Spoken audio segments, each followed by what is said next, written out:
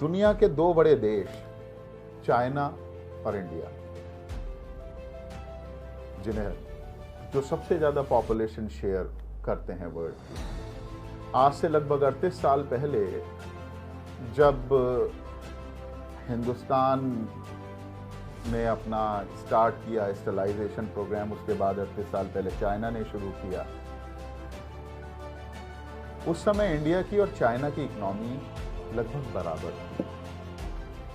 India की और China की पर कैपिटा इनकम लगभग बराबर थी। चाइना साइज में हमसे लगभग 3.25 गुना बड़ा है, मतलब हमसे ज्यादा नेचुरल रिसोर्सेज उसके पास हैं। अगर हम उस लिहाज से देखें तो उस समय इंडिया की इकोनॉमी चाइना की इकोनॉमी से लगभग 3 गुना ज्यादा मजबूत थी। और आज शायद गलत तरीकों से की उसने पॉपुलेशन कंट्रोल अपनी, लेकिन अगर हम इकोनॉमिक्स में देखें, इकोनॉमिक्स के हिसाब से देखें, तो वो जो 40 करोड़ बर्थ उसने पिछले 38 साल में कंट्रोल किए, जिस अपने टैक्स पेयर के पैसे को वो उन 40 करोड़ नई बर्थ के वेलफेयर स्कीम्स में लगाते, उस पैसे को उसने डिफेंस में, टेक्नोलॉजी में, रिसर्च में लगाई। और आज चाइना कहाँ है? दुनिया के दो बड़े देश चाइना और इंडिया,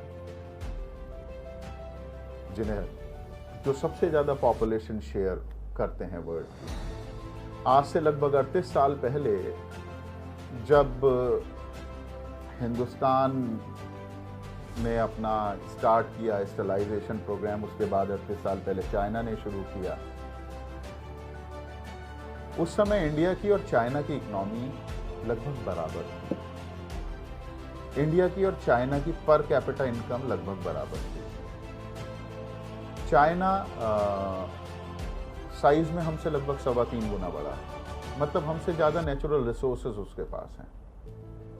अगर हम उस लिहाज से देखें तो उस समय इंडिया की इकोनॉमी चाइना की इकोनॉमी से लगभग 3 गुना ज्यादा मजबूत थी। और आज शायद गलत तरीकों से की उसने पॉपुलेशन कंट्रोल अपनी, लेकिन अगर हम इकोनॉमिक्स में देखें, इकोनॉमिक्स के हिसाब से देखें, तो वो जो 40 करोड़ बर्थ उसने पिछले 38 साल में कंट्रोल किए, जिस अपने टैक्स पेयर के पैसे को वो उन 40 करोड़ नई बर्थ के वेलफेयर स्कीम्स में लगाते,